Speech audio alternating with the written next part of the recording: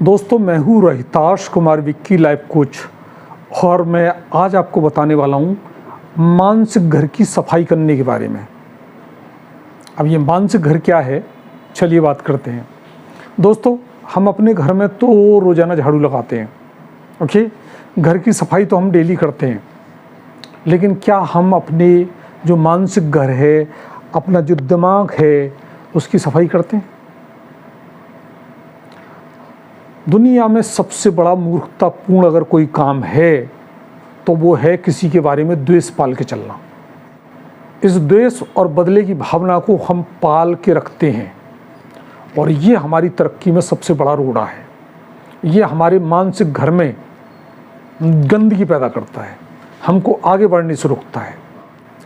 दोस्तों, ये संभव है कि आपका किसी व्यक्ति ने दिल दुखाया हो, किसी व्यक्ति ने आपको धोखा दिया हो, किसी व्यक्ति ने आपको ठेस पहुंचाई हो, लेकिन आप इन सबको पाल के रखते हैं तो आप अपने घर में, अपने मानसिक घर में, अपने दिमाग में आप गंदगी पैदा करके चल रहे हैं। और हमारी जो सारी जो बीमारियां हैं ना, एक सिर दर्द से लेके हार्ट अटैक और कैंसर तक, ये द्वेष पालने का, ये नफ़रत पालने का, ये बदले की भावना पालने का और किसी को माफ़ न करने का परिणाम है।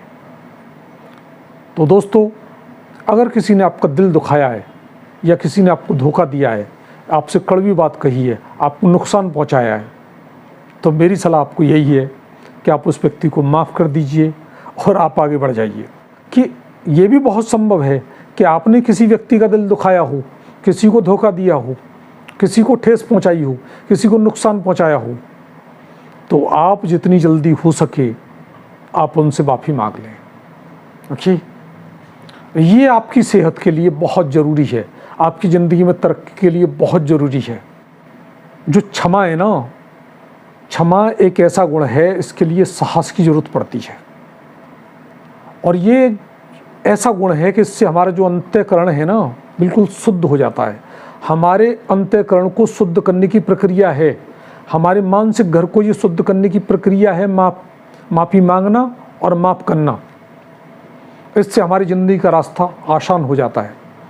दोस्तों, मैं आपसे अगर एक बात कहना चाहता हूँ कि मान लीजिए आपको एक निर्धारित समय में किसी जगह पहुँचना है। मान लीजिए अलीगढ़ की बात करें तो आपको 10 मिनट के अंदर घंटाघर पर पहुँचना है और वहाँ आपको 2 करोड़ रुपए मिलने हैं।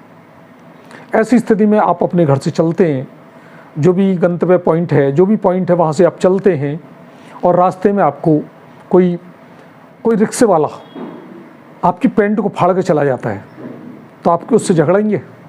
नहीं, आपको ऊंचा टारगेट प्राप्त करना है, आपको एक लक्ष्य प्राप्त करना है, इसलिए आप उससे झगड़ेंगे नहीं। तो ज़िंदगी में आगे बढ़ने के लिए ज़रूरी है कि हम कुछ आंखें खुली रखें, कुछ आंखें अधखुली रखें और लोगों को माफ़ करना सीखें, खुद भी माफ़ी मांगना सीखें। ज़्यादातर जो बीमारियां होती हैं हमारी साइकोसोमेटिक होती हैं, यानी हम बीमार नहीं होते, हमने मान लिया है कि हम बीमार हैं। और मान कैसे लेते हैं? हम बस बदले की भावना पाल के, हम द्वेष की भावना पाल के, हम क्रोध की भावना पाल के, और हम किसी को माफ़ न करके इस तरह की भावना को पाल लेते हैं, इस तरह की गंदगी को पाल लेते हैं। और हमारी मानसिक शुद्धि के लिए ज़रूरी है हम इस गंदगी को साफ़ करें, और गंदगी को साफ़ कर सकते हैं हम माफ़ करके और माफ़ी मांग के। कई लोग हैं, देखो, दुनिया में जो सबसे बड़ा अगर मूर्खतापूर्ण कोई काम है तो वो द्वेष पाल के रखना है, ओके।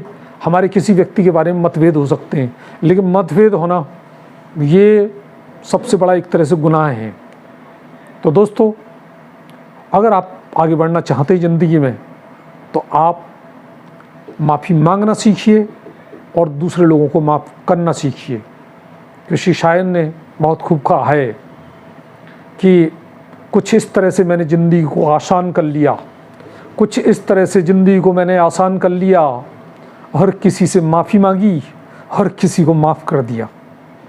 तो दोस्तों, हमें अपनी ज़िंदगी में 3 लोगों को माफ़ करना बहुत ज़रूरी है। जानना चाहेंगे वो 3 लोग कौन हैं? दोस्तों, 3 लोगों में सबसे पहला नाम है आपके माँ बाप का। हो सकता है आपके माँ बाप ने आपको ठेस पहुंचाई हो, आपको टेंशन दी हो, आपको पिटाई की हो, आपको कड़वे बात कही हो, आपको ठेस पहुंचाई हो, और वो जिंदे हैं या मर गए आपकी सेहत के लिए अच्छा रहेगा कि आप उन्हें माफ़ कर दीजिए और ख़ुद भी आज़ाद होइए और अपने माँ बाप को भी आज़ाद कर दीजिए। माफ़ी, उनको माफ़ करके, और आपने उनके प्रति कुछ गलत किया है तो उनसे माफ़ी मांग के, नंबर 1 बात। नंबर दूसरी बात, कोई व्यक्ति ऐसा जिसने आपका दिल दुखाया हो, आपको नुकसान पहुंचाया हो, आपको धोखा दिया हो, माफ़ कर दीजिए उसे, ओके, और ज़िंदगी में आगे बढ़ जाइए।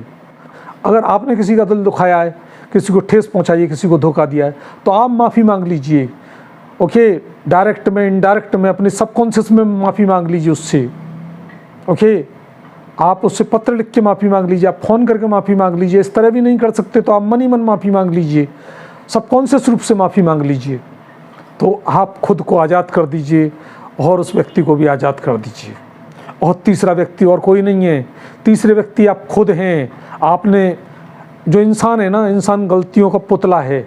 तमाम आपने ऐसे कुछ काम किए होंगे मूर्खतापूर्ण, तमाम ऐसी गलतियां की होंगी, या तमाम कुछ ऐसी बातें हो सकती हैं जो अपराध भावना आप में पैदा करें। अरे माफ़ कीजिए मेरे भाई, सब छोड़िए, अपने आप को खुद को माफ़ कीजिए। जब आप खुद को माफ़ कर लेंगे तो आपकी ज़िंदगी में आगे बढ़ने का आपको मार्ग प्रशस्त होगा।